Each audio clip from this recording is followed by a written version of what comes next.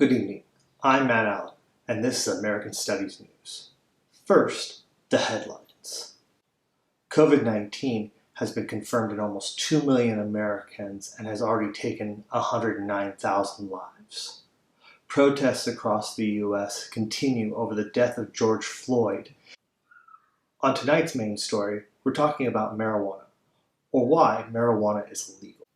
Most of us and our parents grew up with this little plant being illegal.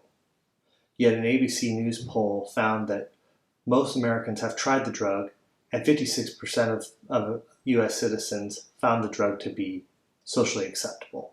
But the federal government has deemed the drug to be illegal and has it at Schedule 1 along with ecstasy, LSD, and heroin. The DEA says drug substances and certain chemicals used to make drugs are classified into 5 distinct categories or scheduling depending upon the drug's acceptable medical use and the drug's abuse or dependency potential. The abuse rate is a determinant factor in the scheduling of the drug. For example, Schedule 1 drugs have a high potential for abuse and the potential to create severe psychological and/or physical dependence. Schedule 1 drugs, substances, or chemicals are defined as drugs with no currently acceptable medical use and have high potential for abuse. But why is marijuana on this list? Why is it so high on the list? Well, to find out, we actually have to go back to the Nixon administration. President Nixon and his administration created the war on drugs. He temporarily placed marijuana at the top of the list, where he was able to oppress people across the United States, especially the African American community. A reporter named Dan Baum spoke with John Ehrlichman, who was a co-conspirator in the Watergate scandal and a part of Nixon's staff. He said, "You want to know what this is really about? The Nixon campaign in 1968 and the Nixon White House after that had 2 enemies, the anti-war left and black people. You understand what I am saying? We knew we couldn't make it illegal to be either against the war or black people, but by getting the public to associate the hippies with marijuana and blacks with heroin, and then criminalizing both heavily, we could disrupt those communities. We could arrest their leaders, raid their homes, break up their meetings, and vilify them night after night on the evening news. Did we know we were lying about the drugs? Of course we did." This continued on, and has continued on since then.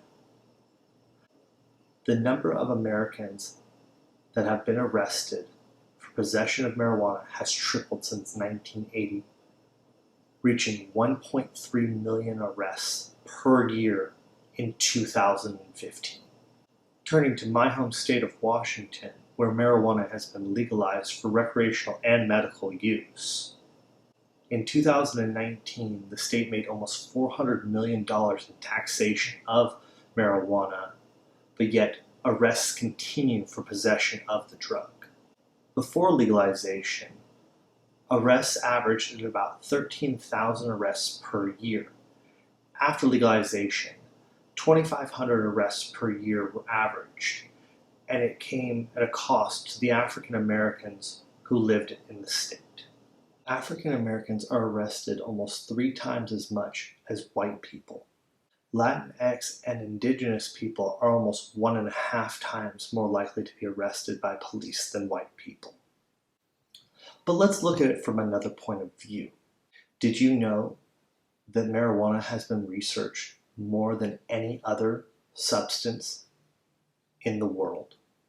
To date, there are over 20,000 studies published in scientific literature pertaining to marijuana and its chemical compounds. That total includes over 2,700 papers published in 2009 alone. Multiple doctors have found that the chemical cannabidiol, or CBD, has been found to take and relieve seizures in patients, and also has been a great source for pain relief and a substitute to opiates. Multiple doctors have spoken with the public about the health benefits of marijuana, but the government still considers marijuana as a drug with no currently accepted medical use and high potential for abuse. What's there left to know? This is because researchers cannot receive the funding from the federal government to find the potential uses of marijuana. There is light on the horizon. Senators Kamala Harris, Cory Booker, and Elizabeth Warren, and others within the Senate have helped to take and create the Marijuana Opportunity Reinvestment and Expungement Act, or MORE Act. This would then take and eliminate marijuana from the schedule list, like drugs like tobacco and alcohol. Senator Harris is also a potential running mate for Joe Biden in the 2020 race for President of the United States. If Senator Harris were to become the vice president, she could then take and put the MORE Act as a front item to be reviewed by the Senate and then Congress.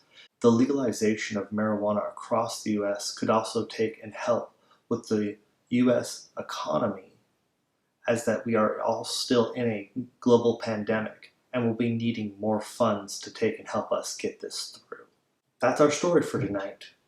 Remember, wash your hands and Black Lives Matter. I'm Matt Allen, and good night.